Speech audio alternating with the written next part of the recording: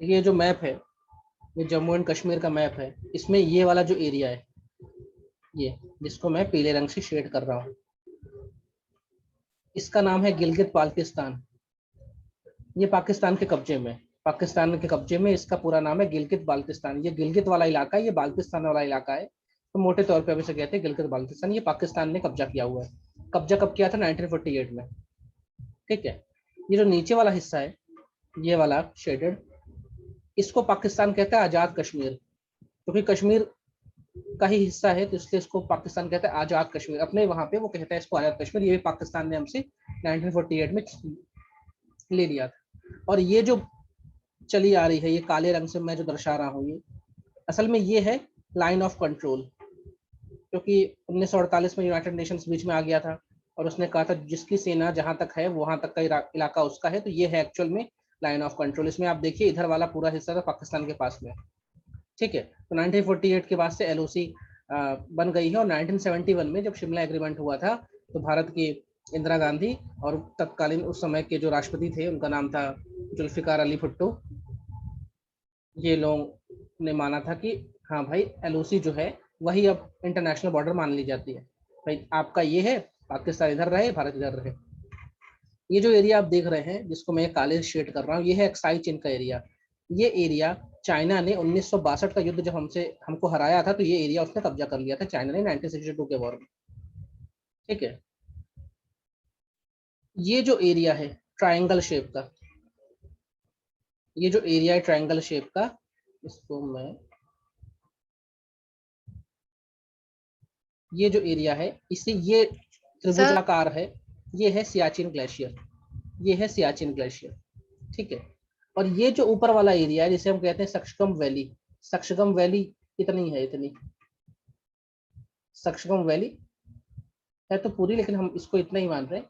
ये जो जमीन का टुकड़ा है, ये भी पाकिस्तान के कब्जे में था। 1963 में ये टुकड़ा पाकिस्तान ने चाइना को गिफ्ट कर दिया। अब ये टुकड़ा चाइना के पास है, ये टुकड़ा चाइना के पास में, बीच में देखिए सियाचिन आता है, बीच में सियाचिन आता है। सियाचिन अगर हट जाएगा या हमारे पास से चला, हमने इसको खो दिया, पाकिस्तान ने इसको ले लिया या चाइना ने इसको ले लिया, तो ये जो चाइना जो गिफ्ट वाला इलाका है और ये इलाका चाइना इसको मैच कर देगा, एक कर देगा। तो सियाचिन इसलिए बहुत ज्यादा इंपॉर्टेंट है। शिवानी पूछिए क्या क्वेश्चन है। सर आपने बोला था ना कि अक्षय चीन वाला जो एरिया है वो तो पाकिस्तान ने गिफ्ट किया था चाइना को, तो 1962 में कैसे फिर लिया चाइना ने? देखिए, जिसको अक्साई चिन कहते हैं, 1962 के वॉर में ये एरिया चाइना ने हड़पा था। ये एरिया चाइना ने कब्जा कर लिया। जैसे 1948 में ये एरिया पाकिस्तान ले गया, तो 1962 के युद्ध में जो अक्साई चिन है, अक्साई चिन वाला एरिया चाइना ने खुद ही हड़पा था। 1963 में ये वाला एरिया पाकिस्तान के पास कब से है? 1948 से है। ये वाला एरिया सक्शगम वैली कहलाता है। ये एरिया इसने, सक्शगम वैली वाला एरिया 1963 में, मतलब युद्ध के 1 साल बाद चाइना को गिफ्ट कर दिया। अब इधर भी चाइना का कंट्रोल है, भाई गिफ्ट में मिला है, ये तो उसने कब्जा ही किया है। और बीच में हम खड़े हैं सियाचिन लेके, बीच में हम खड़े हैं सियाचिन लेके। तो सियाचिन एक तरह से ट्राई जंक्शन है, पाकिस्तान भी है, ये पाकिस्तान वाला एरिया है, और ये चाइना वाला एरिया, और बीच इधर भारत वाला एरिया है। चित्रांश पूछिए क्या सवाल है। सर ये दोनों चाइना वाले एरिया के बीच में ये कौन सा एरिया जो आपने शेड नहीं किया है? ये वाला एरिया जो ट्रायंगल वाला पूछ रहे हैं आप, ये हाँ नहीं, ये हाँ इसके जस्ट पास वाला जो एरो है, हाँ ये वाला। ये देखो, सक्शगम वैली पूरी कहलाती है। सक्शगम वैली एक बहुत बड़ा इलाका है। ठीक है। सक्शगम वैली का सियाचिन का जो पश्चिम वाला एरिया है, सक्शगम वैली वाला, ये पाकिस्तान ने चाइना को गिफ्ट किया है। ये पाकिस्तान ने चाइना को गिफ्ट किया। ये वाला जो एरिया है ना, ये अनक्लेम्ड है, इसमें कोई क्लेम नहीं कर रहा है, लेकिन मोटे तौर पे इसमें चाइना की प्रेजेंस है। हम सियाचिन के ऊपर नहीं बैठे, ध्यान रखिएगा, सियाचिन के ऊपर हम नहीं है। इसके ऊपर जो है वो सब चाइना है, इसके ऊपर जो है वो सब चाइना है। ठीक है। लेकिन ये जो पाकिस्तान वाला एरिया इसके पास है, और जो इसका एरिया, इन दोनों को जोड़ने वाला जो रास्ता है, उसके बीच में सियाचिन खड़ा हुआ है। और ऑन रिकॉर्ड तो ये मिल भी सकते, लेकिन बीच में सियाचिन में खड़े हमारे जवान गोली तैयार लेके, बंदूक तैयार लेके, अगर कोई भी यहाँ पे इनको दिख भी जाता है तो गोली मार देते हैं। तो वैसे भी यहाँ पे कोई आता नहीं है, मतलब जमीन के स्तर पर लगता है कि दोनों एक है, लेकिन बीच में यहाँ पे सियाचिन में जवान खड़े हैं, और वो ना इधर से किसी को इधर आने देते, ना इधर से किसी को इधर आने देते। लेकिन ये वाला जो एरिया है, इसी एरिया से जो मैंने सीपीईसी बताया था कि पाकिस्तान के ग्वादर से चाइना को कनेक्ट किया गया है, तो यहाँ से जो सीपीईसी का जो हाईवे है ना, वो इस एरिया से गुजरा हुआ है। और ये एरिया कागज में तो भारत का होना चाहिए, क्योंकि 1948 तक मतलब ये पूरा कश्मीर था। कश्मीर तो हमसे विलय हुआ है उस इंस्ट्रूमेंट ऑफ एक्सेशन में, साइन किया गया उस समय के महाराजा हरि सिंह द्वारा। लेकिन अब ये इलाका पाकिस्तान ने ले लिया था, पाकिस्तान ने ये इलाका चाइना को दे दिया। अब इसमें हाईवे बन चुका है, ये हाईवे बहुत बड़ा हाईवे है, ये सीपीईसी के अंतर्गत आता है। अरबों रुपए लग गए चाइना के। तो अब जैसा कि हम लोग कभी कभी कहते हैं कि हम पीओके ले लेंगे, हम पीओके ले लेंगे, तो हाँ, आजाद कश्मीर को हम एक बार हड़प भी सकते हैं, लेकिन अब ये वाला एरिया हम कभी वापस नहीं पा सकते, क्योंकि यहाँ पे तो हाईवे बन चुका है, चाइना की आर्मी खड़ी हो गई यहाँ पे। मतलब सियाचिन के ऊपर वाला जो एरिया है वहां पे चाइना का फुल प्रेजेंस है। लेकिन सियाचिन जो है एक तरह से पाकिस्तान और भारत के बीच में खड़ा है, दोनों हाथ लगा के कि भैया पाकिस्तानी तो दूर रहे, चाइनीज तो दूर रहे। तो अब सवाल हमारा ये था कि सियाचिन कहाँ पे है। तो पहला ऑप्शन क्या था कि सियाचिन अक्साई चीन के ईस्ट में है। तो अक्साई चीन के ईस्ट में कैसे होगा, ईस्ट में तो ये वाला इलाका आ गया, तो ये तो होगा नहीं। हाँ चित्रांश पूछिए। सर फिर भी तो दोनों कनेक्ट है कॉरिडोर से, मतलब कनेक्टेड है, लेकिन अगर आप सोचो, ये सियाचिन छोड़, एक पल के लिए सोचो, सियाचिन हमने छोड़ दिया, तो ये जो गिलगित बाल्टिस्तान वाला एरिया, यहाँ से सीधे चाइना एक हो जाएगा ना, तो मतलब पाकिस्तान और अक्साई चीन भी ये मिल जाएंगे, पाकिस्तान और अक्साई चीन भी तो एक हो जाएंगे। फिर तो चाइना से पाकिस्तान जाने के लिए आसानी से आया जा सकता है। अभी क्या है, यहाँ पे जो रोड बनी है या यहाँ पे जो आवागमन है, ये उतना सुलभ नहीं है। ये जो पूरा एरिया है काराकोरम पास का एरिया है। यहाँ पे आपको जो हिमालय की चोटी मिलती है, जो आउटर हिमालय से वो मिलते हैं, तो इनके लिए यहाँ से गुजरना काफी आसान है। और बीच में बैठा है सियाचिन। और सियाचिन मैंने बोला था ऑपरेशन मेघदूत हमने चलाया था 1984 में, और हमें ये इंटेलिजेंस मिली थी कि पाकिस्तान की सेना यहाँ घुसने वाली है। तो रिकॉर्ड में ऐसा कहा जाता है कि 3 दिन पहले भारत यहाँ पहुंच गया। अगर भारत लेट कर देता तो पाकिस्तान की सेना यहाँ पहुंच जाती और सियाचिन भी उसके पास चला जाता। 1984 से पहले तक तो सियाचिन में किसी की बॉर्डर नहीं, मतलब किसी की आर्मी नहीं खड़ी थी। लेकिन जब ये सर सब हो रहा था, सियाचिन चाइना के पास है ना अभी भी? तब हमारी आंखें खुली और हमने बोला सियाचिन कब्जा कर ले। ठीक है, तो ज्यादा अब इसके बॉर्डर में मत घुसो, मोटे तौर पे ये जानो कि आज बात अगर करें तो आप पाकिस्तान से अपनी कार उठा के सक्षम वैली होते हुए चाइना जा सकते हैं। सीपीईसी कॉरिडोर बन चुका है, सीपीईसी जो गलियारा है, बहुत बड़े बड़े हाईवे बने हैं यहाँ पे, फटाफट यहाँ आपसे निकल सकते हैं। और इसकी सुरक्षा कर रही है चाइनीज आर्मी, इसकी सुरक्षा चाइनीज आर्मी कर रही। लेकिन हम सियाचिन लेके इसलिए बैठे हैं कि जो अपने हाथ में है वो तो रहे, ऐसा ना हो कि ये भी हमसे छिन जाए। क्लियर हुआ चित्रांश? सर ये जो अक्साई चीन वाला एरिया है ये चाइना का ही है ना अभी भी? हाँ, नाम ही है भैया अक्साई चीन, उसने रख दिया है। 1962 के युद्ध में इसने ये इलाका हमसे कब्जा कर लिया था, तब से उसी के पास है। और तो सर ये जो जैसे मैंने बोला सक्षगम वैली 1948 के और युद्ध में चाइना क्या बनी अक्साई थी, चीन ये एलओसी सब बनी तो है, ये सब एलओसी कनेक्ट है है। ना।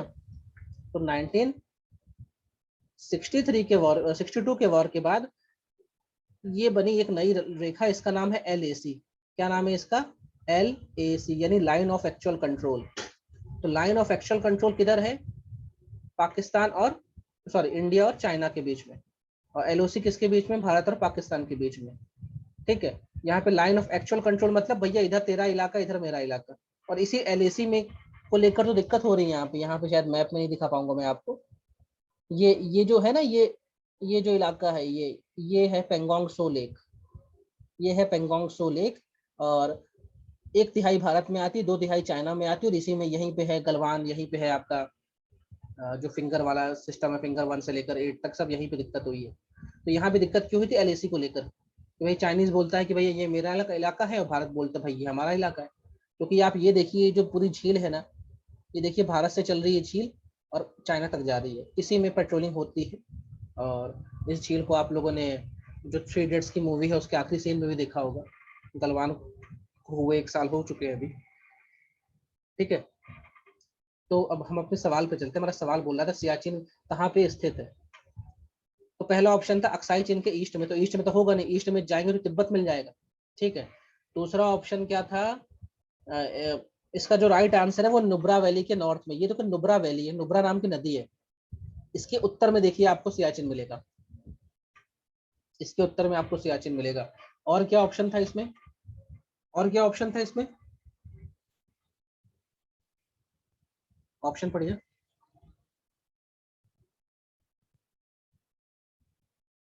चलो देख लेता हूँ मैं। लेह एक के लेह ईस्ट का में, था। अक्साई चीन हाँ के ईस्ट में तिब्बत आ जाएगा। लेह के ईस्ट में भी चाइना आता, दिखाऊंगा मैं। गिलगित के नॉर्थ में, गिलगित के नॉर्थ में तो अफगानिस्तान वाली बॉर्डर आएगी। चलिए फिर से चलते हैं अपन, कहाँ थे, मैप में थे ना। ये जो एरिया है, इधर वाला एरिया, ये लेह कहलाता है। लेह, लेह के ईस्ट में जाएंगे तो चाइना आ जाएगा, ये अपना ऑप्शन गलत हो गया। गिलगित के नॉर्थ में जाएंगे तो अफगानिस्तान आ गया, ये भी अपना ऑप्शन। तो सही आंसर क्या हुआ, नुब्रा के नॉर्थ में। अब आप बोलेंगे सर इतना घुस घुस के सवाल क्यों पूछ रहे हैं? भैया पूछता है, जो चीज न्यूज में रहती है वो पूछता है। सियाचिन को लेकर अभी भी बहुत सारी बातें उठती रहती हैं। सियाचिन में हमारी आर्मी लगी हुई है सियाचिन को लेकर, और अभी जो टेंशन है गलवान को लेकर, तो ये फिर से इंपॉर्टेंट हो गया। पेंगोंग सो लेक इंपॉर्टेंट होगी भाई। पेंगोंग सो लेक की लोकेशन आ जाएगी और पूछेगा कि ये कहाँ स्थित है, और उसमें एक ऑप्शन रहेगा लेह के ईस्ट में, लेह के पूर्व में। तो राइट आंसर होगा ये कि पेंगोंग से लेह के पूर्व में। तो गिलगित आप देखिए उत्तर की ओर है, बाल्टिस्तान नीचे की ओर है, ये आप आजाद कश्मीर वाला एरिया, ये अक्साई चीन वाला एरिया, ये आपका सियाचिन वाला एरिया। अब सियाचिन में अगर मैं बात करूं तो यहाँ पे एक पूरी रिज है, यानी बर्फीली पहाड़ी, उनको कहते हैं साल तोरो। साल तोरो रिज, साल तोरो रिज कहाँ मिलती है? सियाचिन में मिलती है। इधर ये साल, तो ये जो सफेद सफेद है ना, ये पूरा बर्फ से ढका हुआ है, इसे साल तोरो रिज कहते हैं। और बाल तोरो रिज, नाम ही एक जैसा है, बाल तोरो, बाल तोरो, बाल तोरो इधर मिलेगी आपको, इधर साइड गिलगित के पास बाल तोरो मिलेगी। तो ये बहुत, ये बिल्कुल न्यूज में है, ये तो मिलेंगे आपको सवाल, ज्योग्राफी के सवाल है लेकिन करंट अफेयर्स में आते हैं। तो और अभी जो हम बात कर रहे हैं, हमारे पास जो कश्मीर बचा हुआ है, और वो ये वाला कश्मीर है, ये सब कश्मीर है हमारे पास, ठीक है। तो जम्मू नीचे है, कश्मीर ऊपर है, लेकिन नाम में पहले जम्मू आता है बाद में कश्मीर आता है, लेकिन ज्योग्राफी वाइज देखें तो कश्मीर ऊपर है, जम्मू नीचे है। और इन दोनों को जोड़ने, इन दोनों के बीच में जो पर्वतमाला है उसे कहते हैं पीर पंजाल रेंज, पीर पंजाल, पीर पंजाल रेंज को आप क्रॉस करेंगे तभी आप जम्मू से कश्मीर जा पाएंगे। और अभी बात चल रही है, शायद तो 4-8 दिन में फैसला भी हो जाए कि जम्मू को फिर से राज्य बना रहे हैं। अभी जम्मू जो है, जम्मू एंड कश्मीर यूटी है, लद्दाख अलग से यूटी है, लेकिन अभी ऐसा हो रहा है कि कश्मीर को यूटी रखेंगे और जम्मू को पूरा राज्य बना देंगे, ऐसी बात चल रही है, देखो क्या होता है। और अगर ऐसा हुआ तो फिर से इंपॉर्टेंट हो जाएगा, ये पूरा एरिया इंपॉर्टेंट हो जाएगा आपके लिए, कहाँ अक्साई चीन है, कहाँ सक्सकम वैली है, कहाँ बाल्टिस्तान है, कहाँ गिलगित है, कहाँ आजाद कश्मीर है, सब इंपॉर्टेंट हो जाएगा आपके लिए। क्लियर हुआ ये क्वेश्चन सभी को?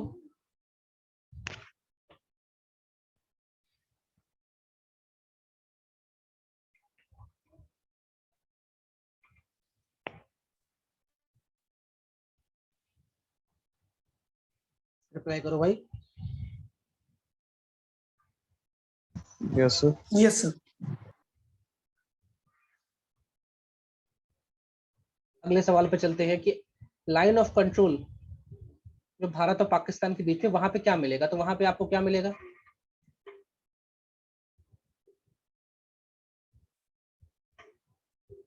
निम्नलिखित में से कौन सा ग्लेशियर भारत और पाकिस्तान के बीच नियंत्रण रेखा समाप्त होने पर स्थित है? जहां नियंत्रण रेखा समाप्त हो रही है तो वो सियाचिन में हो रही है, क्योंकि सियाचिन के बाद से क्या चालू हो जाती है? LAC चालू हो जाती है, line of actual control. Siachen के पश्चिम में पाकिस्तान वाला एरिया पड़ेगा और पूरब में चाइना वाला एरिया पड़ेगा, तो इसका राइट आंसर होगा सियाचिन, है ना। ये तो आसान सवाल था। अगला सवाल है इंडस वाटर ट्रीटी को लेकर, सिंधु जल समझौते को लेकर। इसके लिए भी अपन चलते हैं मैप की ओर।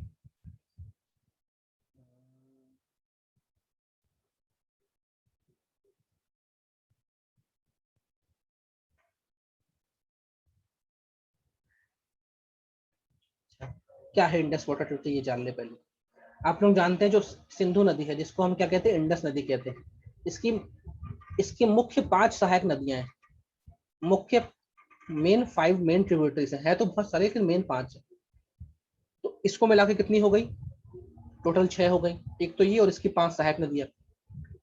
अब 1960 में वर्ल्ड बैंक की मध्यस्थता में हमारे प्रधानमंत्री जवाहरलाल नेहरू और उस समय के प्रेसिडेंट अयूब खान, इन लोगों के बीच में एक समझौता हुआ जिसे कहते हैं सिंधु जल समझौता। इसमें यह था कि भाई आप ये देखिए, नदियों का मैप है, सिंधु और उसकी 5 सहायक नदियां निकलती सब भारत से हैं, ठीक है। सिंधु को छोड़ के, सिंधु जो है वो मानसरोवर से निकल रही है, तिब्बत वाले इलाके से, ठीक है। और जो ब्यास नदी है वो भी मानसरोवर के पास से निकल रही, राकस ताल से। बाकी बाकी नदियां आप देखिए भारत से निकल रही। मोटे तौर पे आप ये देखिए कि ये 6 की 6 नदियां भारत होते हुए कहाँ जा रही? पाकिस्तान जा रही।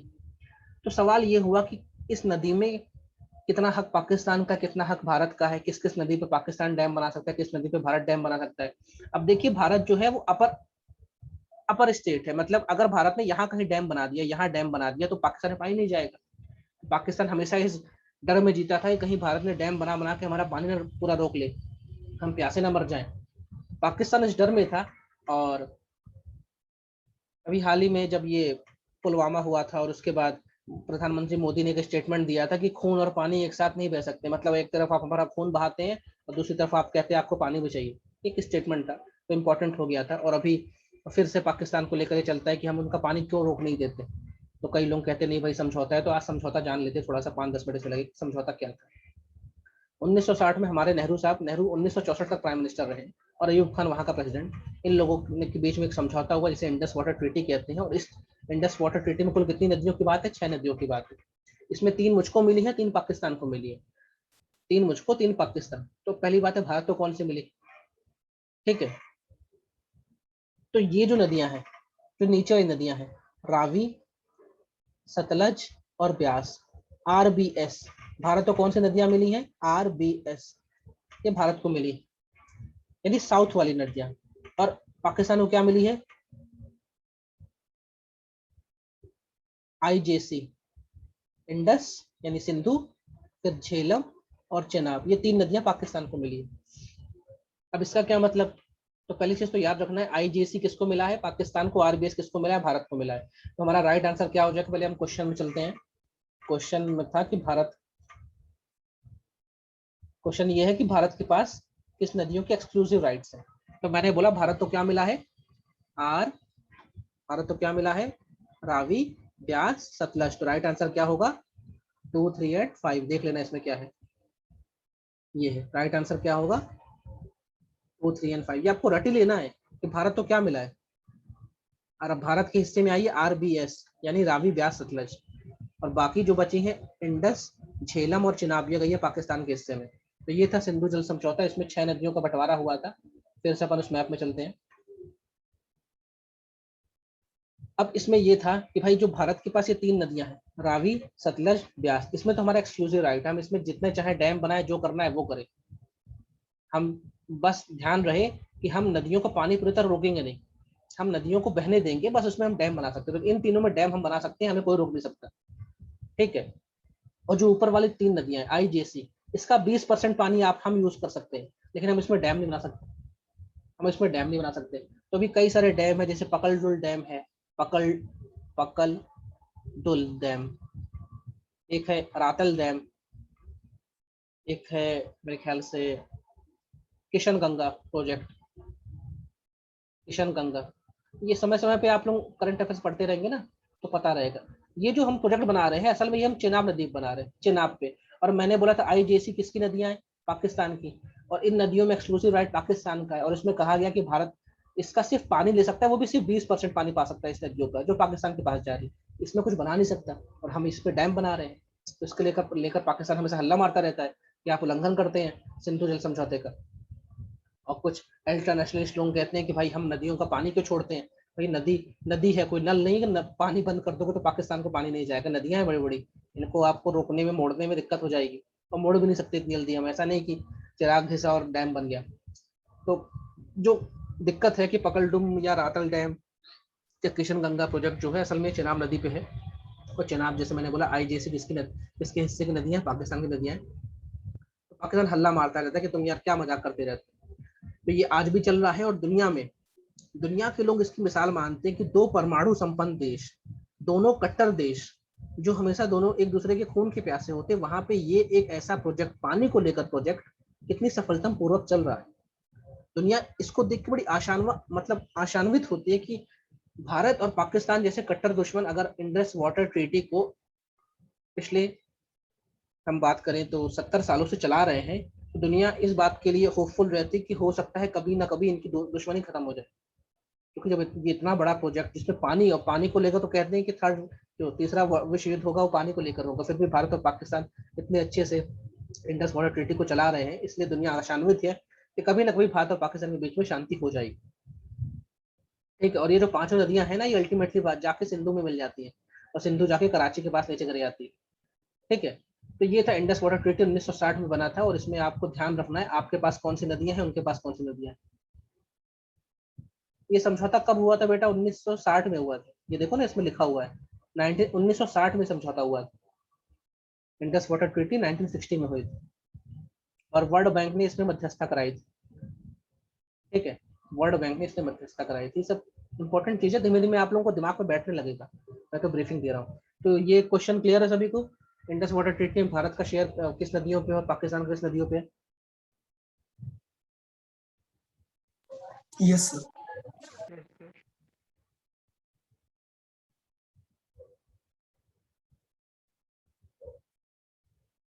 अब आप लोगों के सवाल, पाकिस्तान से लेकर कोई सवाल या फिर कोई ऐसी चीज जो मैं स्किप कर गया हूँ, आपको पूछना हो कुछ? सर एक और रह गया उसमें क्वेश्चन। अच्छा, एक क्वेश्चन और है क्या? हाँ, मुझे भी लग Yes, रहा था sir. कुछ छोटा है। करतारपुर को लेकर होगा शायद। Yes sir. Kartarpur corridor, very good, है ना। अब ये क्या है, ये चीज भी हम आपको समझा देते हैं, करतारपुर कॉरिडोर क्या है। तो इसमें पहला स्टेटमेंट कह रहा है कि करतारपुर कॉरिडोर पाकिस्तान के नारोवाल जिले में दरबार साहिब गुरुद्वारा को भारत के पंजाब स्थित गुरदासपुर के डेरा बाबा नानक से जोड़ता है। दूसरा कह रहा है कि यह समझौता उन भारतीय तीर्थयात्रियों को वीजा मुक्त आवाजाही की सुविधा प्रदान करता है जिन्हें पाकिस्तान जाने के लिए केवल परमिट की आवश्यकता होगी। तीसरा कह रहा है कि 2019 में 12 नवंबर को गुरु नानक देव की 550वीं जयंती के उपलक्ष्य में मनाया गया। तो इसमें तीनों ऑप्शन सही हैं। अब हम चलते हैं थोड़ा सा क्या है एक्चुअल में, है ना। तो इसको भी मैं कोशिश करता हूँ आपको मैं मैप से ही दिखाऊं, समझ में आएगा आप लोगों को अच्छे से।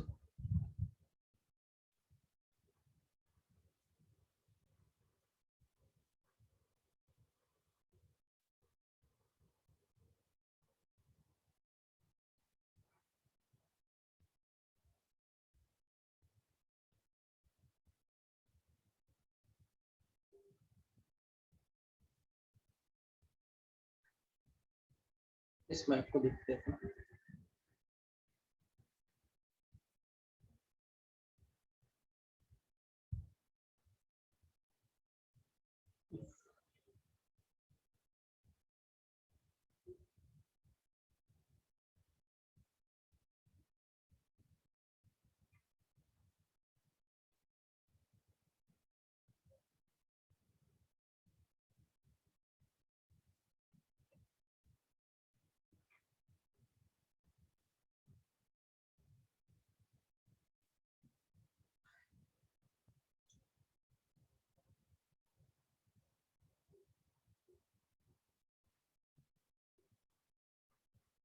असल में क्या है, 1947 में दो देश तो बन के भारत पाकिस्तान, लेकिन उसके पहले सब भारत ही था।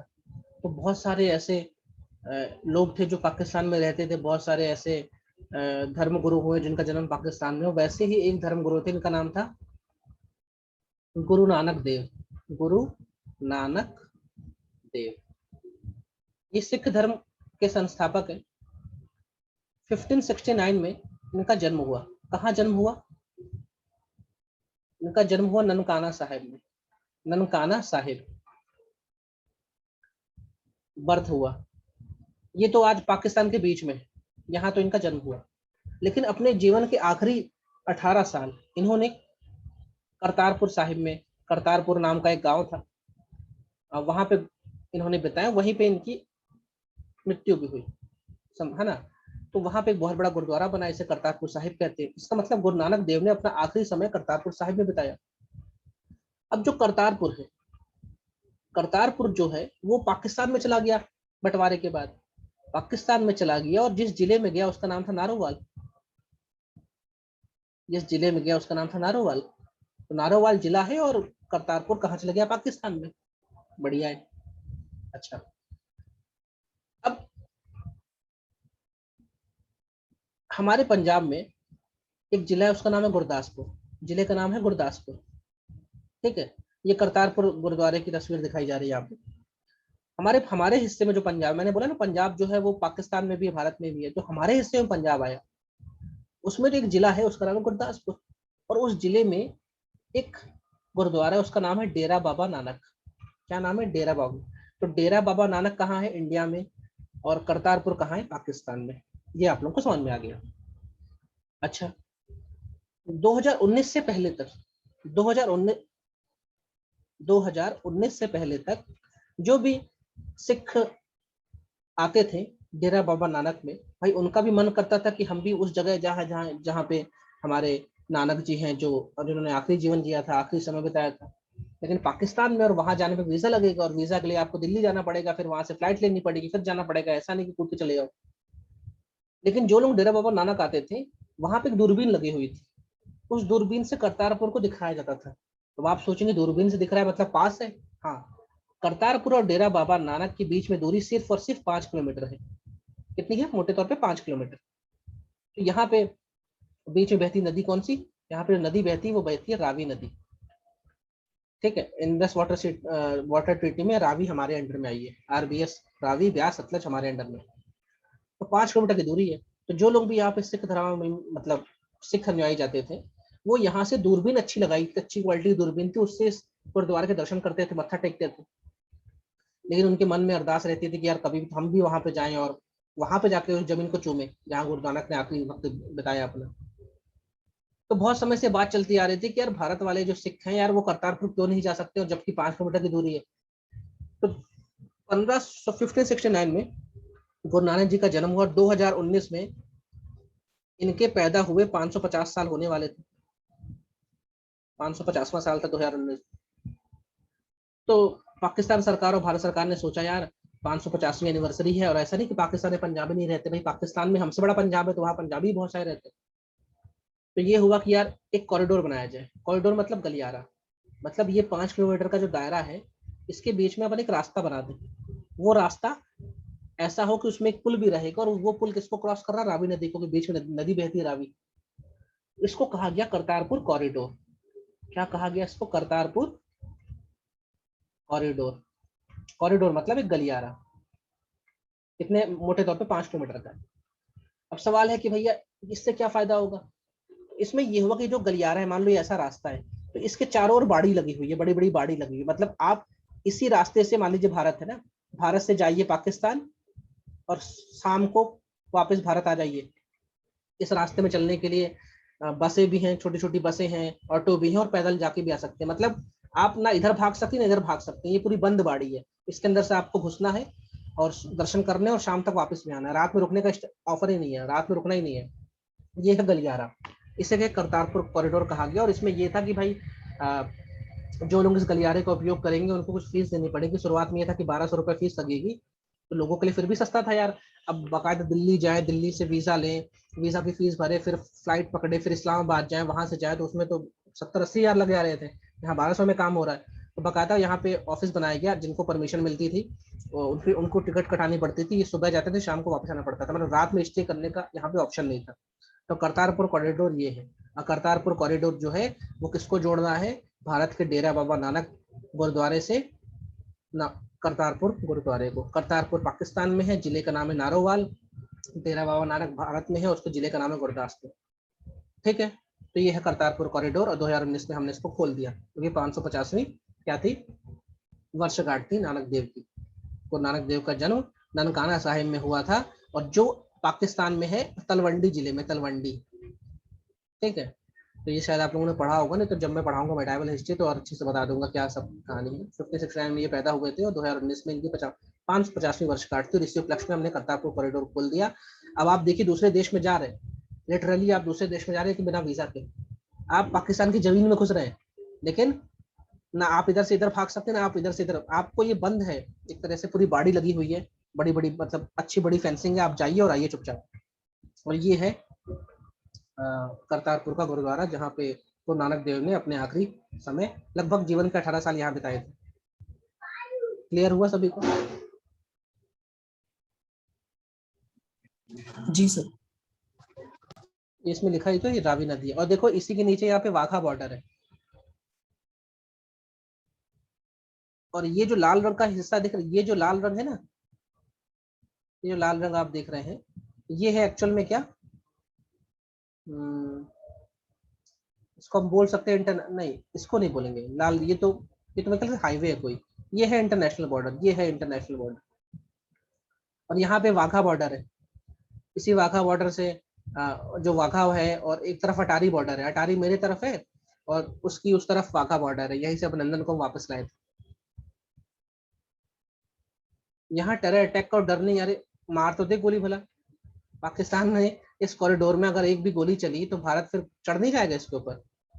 और हम पाकिस्तान जा रहे हैं तो भाई पाकिस्तान सरकार ने गारंटी दी ना कि आप आइए, कुछ नहीं होगा। अब जब वो 5 किलोमीटर का एरिया सेफ नहीं रख पा रहे हैं तो क्या होगा। अच्छा, इसमें बीच में कंट्रोवर्सी हो गई थी, ये भी लगे हाथ तो जान ही लो। ये गलियारा था, आप लोगों ने बहुत सारे माताओं के मंदिर में गए होंगे, गुरुद्वारे गए होंगे, तो जब आप लंबी लंबी गलियारे में चलते हैं तो उसमें बहुत सारी तस्वीरें लगी रहती है अगल बगल, ये माता रानी की तस्वीर, ये वो। आप लोग ओमकारेश्वर मंदिर में गए होंगे तो वहाँ पे बहुत सारी टीवी लगी रहती है कि देखते चलो, हाँ भाई दर्शन दर्शन हो रहे हैं, ऐसे हो रहे हैं, ऐसे दूध उसमें डाल रहे हैं शिवलिंग पे। तो ये 5 किलोमीटर के जो रास्ता था ना, इसमें कई सारी ऐसी तस्वीरें लगी हुई थी जो खालिस्तान मूवमेंट को सपोर्ट कर रही थी। खालिस्तान की कहानी मैंने पिछली क्लास में बता दी थी आपको। उसमें उन तस्वीरों में ये लिखा हुआ था किस तरह भारत सरकार ने पंजाबियों को मारा, किस तरह पंजाबी भारत में एक्सप्लॉइट होते हैं। तो भारत ने इसका विरोध किया कि यार तुम कर क्या रहे हो यार, तुम भारतीय पंजाबी तुम्हारे देश में जा रहे हो, तुम उस 5 किलोमीटर के रास्ते में भी तुमने अपनी ओछी ओछी हरकत करनी शुरू कर दी। मतलब प्रोवोक करना चाह रहे थे, मतलब सिखों को उकसाना चाह रहे थे कि तुम जिस देश में रहते हो उस देश में तुम्हारी सरकार तुम्हारा ध्यान नहीं देती। तो भारत, एक दिन ये हुआ था, भारत सरकार ने तुरंत एक्शन लिया, बोला ये सब हटाओ नहीं तो हम बंद कर देंगे कॉरिडोर, हम अपने यहाँ से भेजेंगे नहीं किसी को। लेकिन पाकिस्तान को प्रति व्यक्ति 1200 रुपये मिल रहे थे, तो पाकिस्तान ने बोला ठीक है यार, हम वो तस्वीरें हटवा लेते हैं जो हमने गलियारे में लगाई, आप तो आने दो। तो पाकिस्तान मौका नहीं छोड़ता कहीं भी जहाँ से भारत को बदनाम न किया जा सके। तो क्लियर हुआ एक करतारपुर कॉरिडोर सभी को।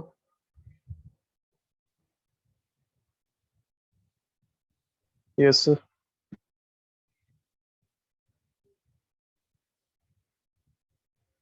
हाँ, अपने सवाल ले आइए, तो पाकिस्तान या उससे जुड़े हुए कोई सवाल हो तो।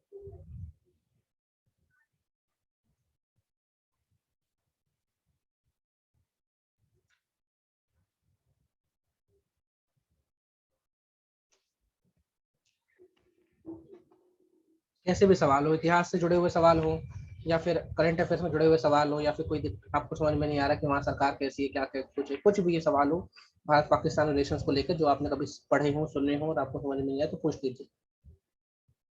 टिल डेट 22 जून 2021 तक कोई चीज ऐसी पड़ी हो जो आपको समझ में नहीं आए तो पूछिए।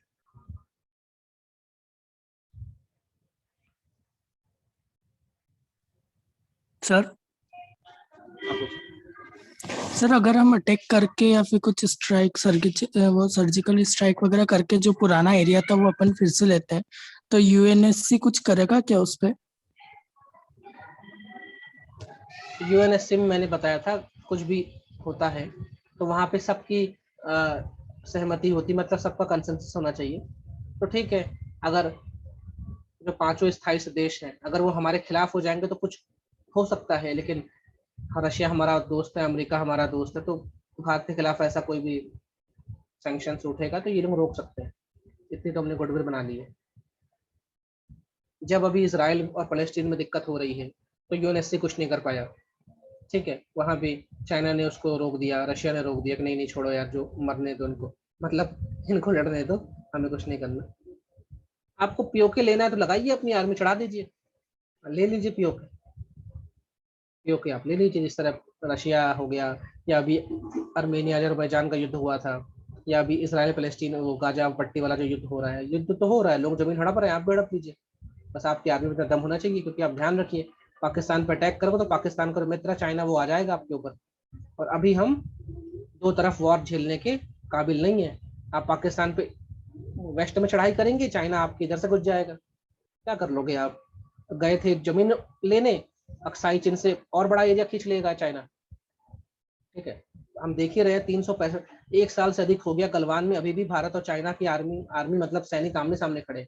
क्या खोया क्या पाया, हम बस हम खड़े हैं, चाइना भी लेके खड़ा है। और चाइना तो अपने वाला जो अक्साई चीन वाला एरिया, वहाँ तो बहुत तेजी डेवलपमेंट कर रहा है, वहाँ तो हाईवेज बना रहा है, वहाँ पे तो उसने घर बना डाले हैं, वहाँ पे रेलवे लाइन बना दी, और हमारे पास तो रोड नहीं ढंग की गलवान तक पहुँचने के लिए।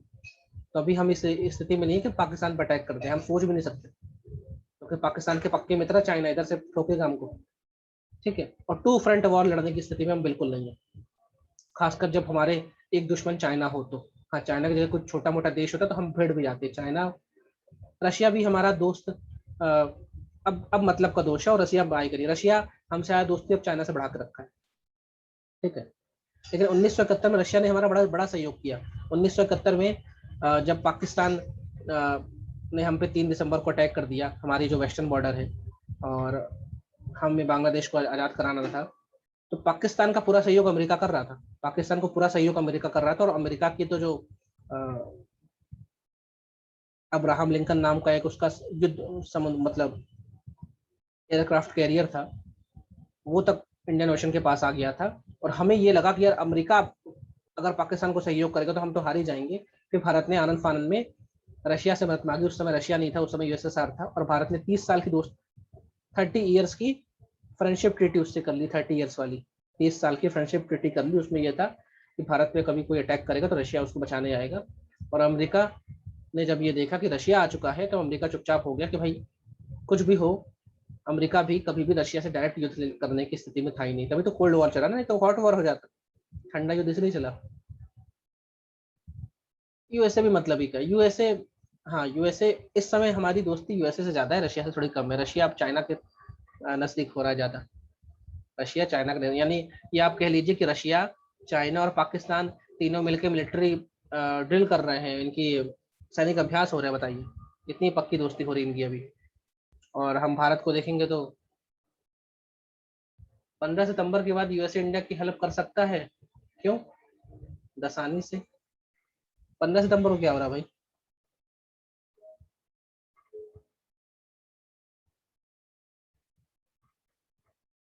शिवानी, 15 सितंबर को क्या हो रहा?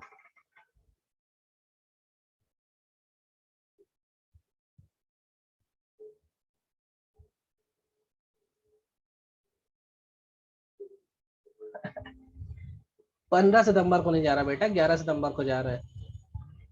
11 सितंबर 2021 को अमेरिका और नाटो, अमेरिका और नाटो की सेना जो है वो अफगानिस्तान से निकल रही है। वो बरसी बनाएंगे, 20वीं बरसी बनाएंगे, क्योंकि 11 सितंबर 2001 को ओसामा बिन लादेन ने वर्ल्ड ट्रेड सेंटर पे उड़ा, और वर्ल्ड ट्रेड सेंटर पे अटैक कर दिया था, पेंटागन पे अटैक कर दिया था, एक सिविलियन बिल्डिंग पे उस पर अटैक कर दिया था। तो उसकी 20वीं वर्षगांठ में ऐसा कोइंसिडेंस बन रहा है कि अमेरिका अफगानिस्तान से अपनी आर्मी हटा रहा है, अमेरिका प्लस नाटो की जो आर्मी वो हट रही है। अमेरिका भैया इस देश में, इतना आप जानिए, हर देश सिर्फ और सिर्फ अपने इंटरेस्ट को हित में रखता है। इंटरेस्ट, ऐसा कहते हैं ना कि बाप बड़ा है भैया, सबसे बड़ा रुपया। तो यार रुपया मत समझो बाप बड़ा ना भैया, सबसे बड़ा होता है मतलब। मतलब जिससे हमारा मतलब होता है, उसी को दोस्त बनाते हैं, उसी को दुश्मन बनाते हैं। तो देशों के साथ यही होता है कि भारत अमेरिका का भी दोस्त है, क्योंकि अमेरिका भारत की सहायता लेकर चाइना को काउंटर करना चाह रहा है, चाइना को बैलेंस करना चाह रहा है। हाँ, उसामा बिन लादेन मर गया है 2014 में। पाकिस्तान के एटमाबाद में उसामा बिन लादेन छुपा बैठा था। और अमेरिका की जो नेवी सील्स है, नेवी सील्स मतलब नेवी के लोग हैं, कमांडोज होते हैं, नेवी सील्स कहते हैं, वो लोग अफगानिस्तान से उड़े, पाकिस्तान में घुसे, रातों रात उसामा बिन लादेन को मारे, उसकी बॉडी तक उठा के ले गए। ठीक है, तो उसामा बिन लादेन 2014 में मारा गया था, और वो पाकिस्तान के एटमाबाद में मिला था। उस पर तो एक मूवी बनी है, उसका नाम मुझे ध्यान नहीं आ रहा, बड़ी अच्छी मूवी। तो इस समय पूरी दुनिया का, हर देश का मतलब होता है, हर देश का जो सबसे बड़ा है वो है नेशनल इंटरेस्ट, उसके राष्ट्रीय हित। तो अगर भारत रशिया से दोस्ती करता है, जैसे भारत ने रशिया से दोस्ती की 1971 में, क्यों? उसको डर था यूएसए हमला न कर दे। ठीक है, आज चाइना रशिया के साथ दोस्ती है, या रशिया चाइना की दोस्ती है, वो इसलिए कि भाई रशिया अब कमजोर हो रहा है, उस पर सैंक्शन लगे हैं और उसको चाइना का साथ चाहिए। भारत यूएसए की दोस्ती इसलिए कि यूएसए से हमें बहुत सारे हथियार मिल रहे हैं, यूएसए से हमें बहुत सारी टेक्नोलॉजी मिल रही है। यूएसए को भारत इसलिए चाहिए कि बहुत बड़ा बाजार है, अपना माल यहाँ बेच सकता है, दूसरा चाइना को कंट्रोल कर सकता है भारत की सहायता से। मुल्क, मुल्क किस मुल्क में उसामा बिन लादेन मारा गया? तो उसामा मरा है पाकिस्तान में।